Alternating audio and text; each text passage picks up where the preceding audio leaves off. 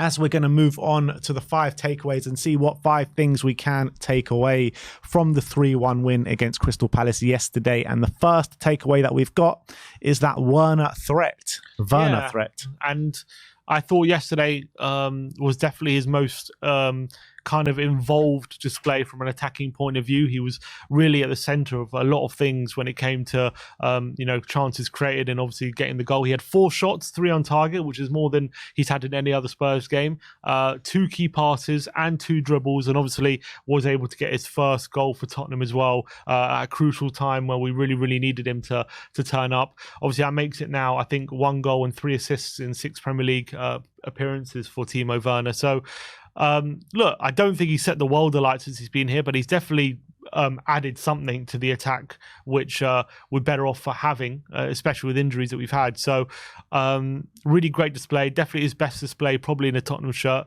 Would have liked to have him to, maybe get that goal earlier. If he does score that goal in the first half, it's probably a different game, isn't it? So he has to make sure if he get those opportunities, he takes them. But I think in terms of his overall attacking display, it was the most involved we've seen him in the front line compared to some other games where he's maybe been on the periphery. Yeah, and for someone that's been heavily criticised by myself, by the whole fan base, to be honest, the majority of games that he has played for Tottenham, to have 4 goal contributions in 6 games is nothing to be sniffed at, This is what we need going forward. We need players to step up and provide those goal contributions week in, week out.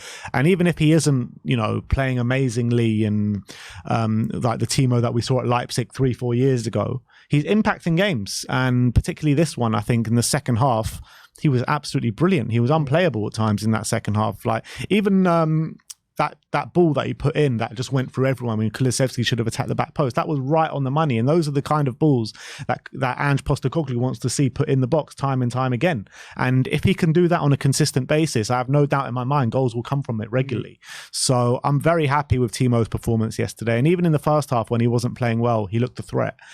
Even though like at the end of his runs, his quality was fairly poor, but he absolutely changed that in the second half. So I can't give him enough credit for that second half display. Definitely his best performance in the Spurs shirt in that second half. But we move on to number 2, and that is Johnson as the super sub. Yeah, and Johnson came off the bench to get that assist yesterday, or 2 assists actually. He got off the bench yesterday, and that means that that's now 5 goal contributions off the bench for Brennan Johnson since joining Spurs. And in fact, out of his 9 goal contributions in total, 5 have come from the bench. So only 4 have come from starting. So he's got more goal contributions off the bench than from starting. So maybe that tells you what his role maybe should be for the time being at the moment, because he does seem to be more effective when coming off the bench. Obviously, he did come on and really change the game, and it was a really positive impact. But is that the role we should be seeing for him at the moment? Is he a super sub? At the moment, yeah, at the moment, because that's where he's earning his money right now, and where we've seen him start games and he's failed to have the impact which we know he's having from off the bench. And with the attributes that he does have, very quick player, it's a valuable for him coming on against tired legs, and I think that's what we're seeing at the moment. And I think he's making a really big impact. And it's not just those runs to the back post. The hassling and harrying of Anderson yesterday really forced that equaliser, and it was really positive. So I do wonder if he's a super sub. I doubt he'll want to see himself as a super sub, but clearly right now that's where his best work's coming from. Yeah, but he's a young player, just starting off at Tottenham. So I don't think he'll be disappointed that he's a super sub. I think he knows he's learning and he's growing within the team and within the game. So it will only stand him in good stead, won't it? And I think with Brennan Johnson, when we signed him for 50 million, I don't think we signed him to be a star of the show every week, starting week in, week out. Kulusevski had that spot down on his own on the right wing. So I think he needs to earn his stripes, and he's doing that from the bench. So long may it continue. And then when he starts, he needs to grab those opportunities, because he's not doing that right now. And hopefully, if he does start on the right wing at some point, that he will start to earn that spot, because he's got the attributes that can really hurt teams when they play, especially a high line against us with that pace in behind. So I want to see him use the tools that he does have when he starts, but it's great seeing it off the bench as well. Third takeaway we've got is a slow start again. Yeah, and for some reason at home, we have a bit of a problem at the moment where first halves we don't seem to come flying out of the blocks. We seem to struggle to break teams down, and actually more often than not, recently at home, we've been conceding the first goal. And actually, yesterday made it 6 consecutive home games where we have not scored in the first half, and also 6 consecutive home games where we have conceded the first goal. Sorry, not 6. It was also 4 consecutive home games, 3 consecutive home games, sorry, that we've conceded the first goal at home. So there definitely is a problem, and it's a bit of a weird one because this stretch has followed a stretch of 7 consecutive games where we scored the first goal, and not only did we score the first goal, we scored them all in the first half as well.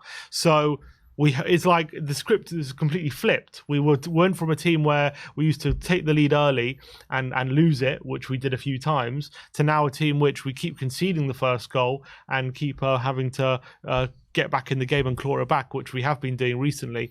So it's a bit of a weird one for Ange to figure out why that's completely switched and why we've gone from a team who used to score first and now we concede first.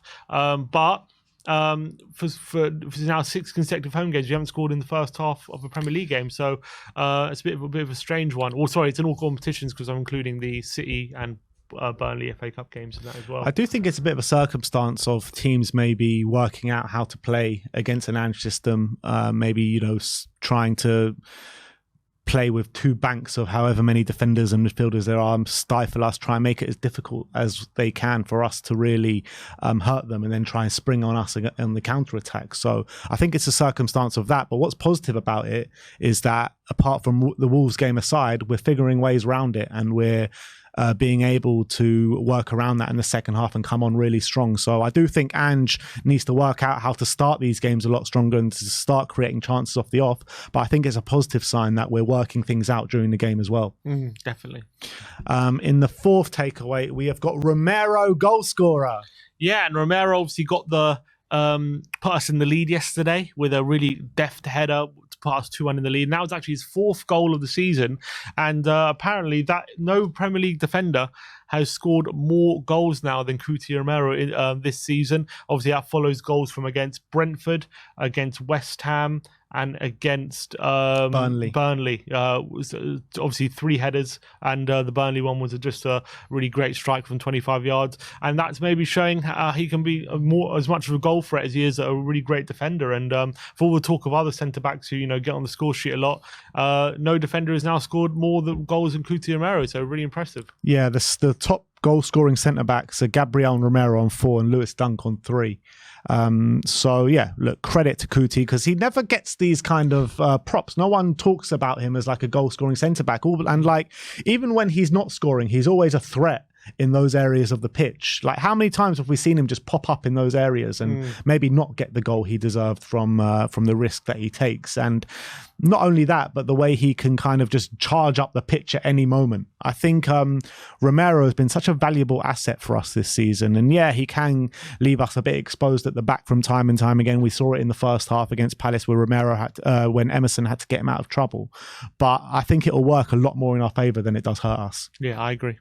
And then 5th and final takeaway is keeping pace with Aston Villa. Yeah, and despite our victory, we temporarily closed the gap to Villa on to 2 points, and it did look like yesterday they were going to drop points and leave it very much open next week at Villa Park, and after they gave up a 2-0 lead to Luton. But unfortunately for us, they did get a 90th minute winner through Luke Dean. So as much as it looked like we were going to close the gap, it just meant we did keep pace with Villa at the end of the day. But still, really important we did that. We couldn't afford for that lead to stretch going into the game next week. And it really does set up a really massive fixture at Villa Park where a lot can be not decided, but a lot can be gained from that fixture. A bit of a 6-pointer here in the race for top 4. Obviously, it looked like United were coming back into it a bit. That win puts us 6 points clear of them, with them playing the Manchester derby today. So if they lose that, they'll be 6 points clear with the game in hand. So maybe it looks like Man United starting to fall away yet again from the top 4 race. But yeah, just at the moment, it looks like definitely between us and Villa, and it's going to be a very, very tight, close call. And you know what? We absolutely owe Villa one next weekend. We owe them one because they came to the Tottenham Hotspur Stadium earlier in the season. They robbed us. They absolutely robbed us blind. We should have been 3-4-0 up within the first half an hour of that game, and we weren't clinical enough. I think you mentioned it earlier in the stream that Sonny had about 3 goals offside that day, and Bentancur was absolutely insane in his first game back from the ACL, and he goes off injured with Matty Cash. And we owe Villa one this weekend, so I really hope we go there and put in a top display and go and beat them, because we all left that stadium feeling like, God, we should have won that game. Yeah. So look, it's a massive game. I don't think it's the be all and end all for the season in terms of getting top 4, but I think we've got enough quality to go in there and win, especially with their high line, with the players that we have. Sonny potentially playing through the 9, albeit Richarlison said he could be back for the game next week, which will be quite a turn of events, seeing as Ange said he'll be out for 3 to 4 weeks. But look, let's go there and win next weekend. We've got it within us. We've got it in our locker. Man United won there a few weeks ago, and they were 2-0 down. They won 3-2, didn't they? No, that was at home, but they won. That was the home game. Yeah, they won at Villa Park. McTominay scored that late winner. Yeah. So, I mean, if they can do it, there's no reason why we can't go there and win. Exactly. They're not the unbeatable force that maybe they look like to be at the beginning of the season. That's especially for sure. At home, yeah. So, that is the 5 takeaways. Those are the 5 things that we did take away from the game yesterday. If we have missed anything out, or you thought there was something you took away from the game that we haven't spoken about, let us know in the comments section.